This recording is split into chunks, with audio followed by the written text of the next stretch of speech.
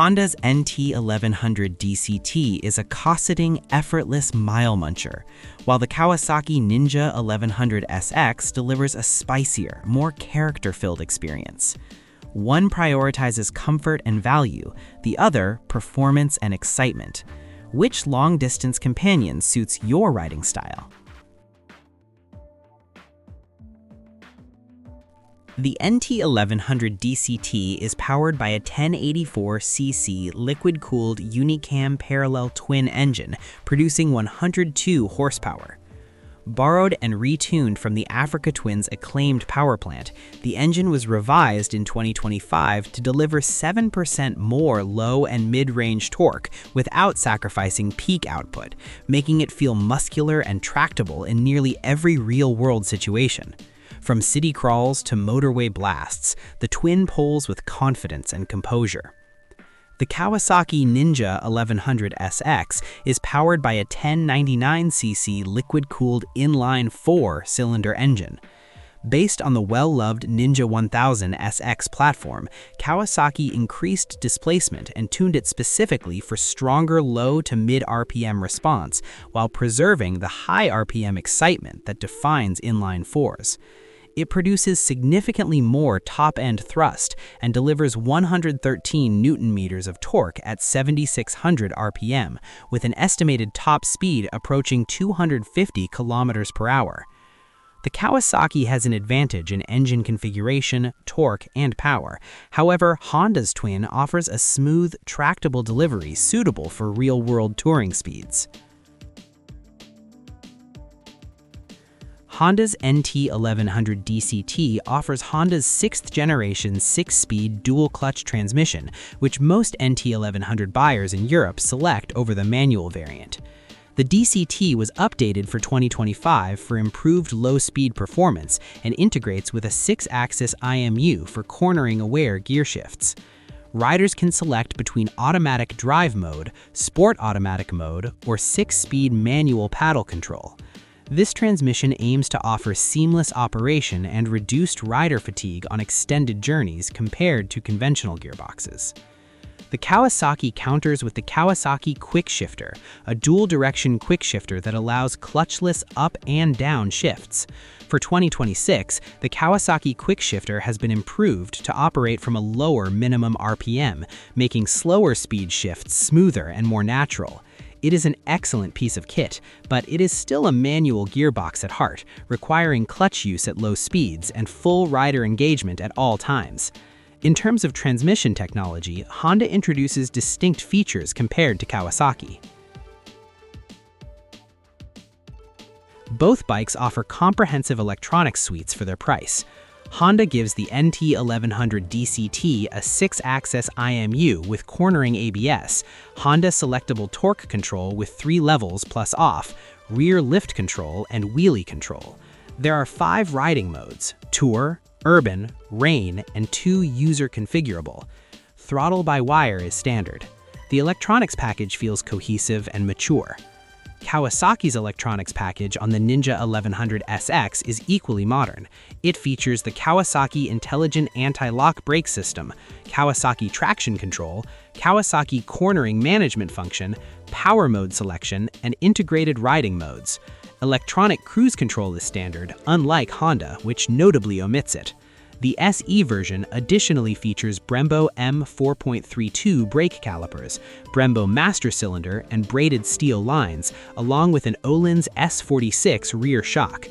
The presence of cruise control on the Kawasaki may benefit long-distance touring, whereas its absence on the Honda would not. Honda designed the NT1100 for all-day comfort. The 32.3-inch, 820mm seat height suits many riders. The upright, relaxed ergonomics are neither too sporty nor too slacked. Heated grips come standard. The windscreen is adjustable in 5 positions with 6.5 inches of travel and can be changed easily with one hand. A center stand helps with loading and maintenance. Passenger comfort is strong, and luggage integrates cleanly. The Ninja 1100 SX has an 835mm seat height and a more aggressive sport-forward riding position, slightly more weight over the bars, and a slightly more committed posture. It is still very comfortable by sport standards, and Kawasaki has clearly worked hard to broaden its touring credentials. The SE model adds heated grips. However, the pure touring comfort equation leans Honda's way. The NT1100 simply feels more at home over a 600-mile day. The Honda NT1100 rides on a steel cradle frame with an aluminum subframe. Its geometry is dialed for confidence, with a 26.5-degree rake, 108mm of trail, and a 1535mm wheelbase for agility and stability. Showa 43mm SSF BP fork and Pro-Link rear shock provide a compliant, planted feel. At 248 kilograms, the DCT adds weight, but mass is well managed and the bike remains composed in corners. The Ninja 1100 SX uses a stiff aluminum frame with input from Kawasaki's racing division. At 214 kilograms dry, about 235 kilograms curb, it's lighter than the Honda. This is noticeable in transitions, direction changes, and overall responsiveness. The Ninja feels quicker and more precise through corners. The SE's Öhlins shocks further improve handling. Kawasaki's lighter frame, stiffer chassis, and geometry are designed to favor dynamic handling.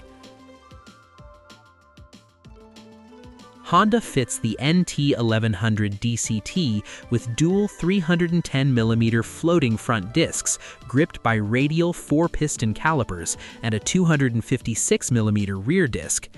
The IMU-linked cornering ABS is highly capable and provides excellent confidence when braking mid-corner. The system is well calibrated and inspires real-world trust. The standard Ninja 1100 SX uses a conventional KIBS-enhanced ABS setup. However, the SE model steps up to full Brembo hardware, M4.32 monoblock 4-piston calipers, Brembo master cylinder, braided steel lines, and larger wave discs. Even in standard form, the Kawasaki brakes with authority. With the SE upgrade, it enters a different league entirely. Cornering ABS is managed via KCMF for a sophisticated, natural feel under hard braking. Both standard versions deliver capable braking. The SE's Brembo package provides additional high-performance components. The Honda NT1100 DCT features a bright 6.5-inch TFT color display, one of the largest in its class, with full smartphone connectivity, multiple display layout options, and clear readability in sunlight. The interface is well organized and provides all the information a tourer needs without visual clutter. Kawasaki fits a 4.3-inch full-color TFT display with multiple display modes and smartphone connectivity. It is a quality unit, but noticeably smaller than Honda's screen. For riders who frequently reference navigation data, fuel range, or rider aid status while moving, the size difference matters. The Honda display measures 6.5 inches, offering more screen space compared to Kawasaki's unit. This size difference may assist riders who frequently monitor navigation or bike data during long rides. Honda offers optional detachable saddlebags and a 50-liter top box with an inner bag as part of an Urban Pack accessory bundle. The bags are well integrated and cleanly complement the bike's styling. A standard center stand, USB socket, and 12V auxiliary socket are included, making the NT1100 genuinely ready for touring even before any accessories are added. The Ninja 1100 SX comes with optional panniers that mount directly to the factory hand grips and use the bike's own ignition key via a one-key system. They're designed to hold most full-face helmets and integrate cleanly when removed. Like the Honda, USB and power sockets are available. Both models are equipped for touring. Honda's inclusion of a center stand and diverse accessory options may enhance practicality for some riders. The NT1100 DCT starts at $11,999, making it one of the more accessible bikes in its segment, considering its feature set. It comes well stocked from the factory. Heated grips, center stand, adjustable windscreen, full electronics, and the DCT gearbox are all part of the standard package. The Ninja 1100 SX ABS starts at $13,999, while the fully loaded SE version costs $15,799. The SE brings Brembo brakes, Öhlins suspension, and heated grips to the table, hardware that justifies the premium for performance-focused buyers. However, the base model gap of $2,000 over the Honda is significant, and some of that money essentially buys equipment Honda includes as standard. Honda presents a competitive value for its feature set. Kawasaki's SE model offers performance-oriented equipment, aligning with buyers who prioritize those features. In terms of price to features, Honda offers more standard equipment at a lower cost. This is genuinely one of the closest, most compelling matchups in the sport touring class. The Kawasaki Ninja 1100 SX is the more exciting machine. Louder, faster, lighter, and more rewarding when you are pushing hard through mountain roads with the quickshifter flicking crisply between gears. For riders who want a sporty heart beating beneath the touring fairing, the Ninja 1100 SX is a deeply satisfying choice, and the SE model with Brembo and Öhlins hardware is genuinely special. But the NT1100 DCT wins this comparison on the merits that define the sport touring category at its core.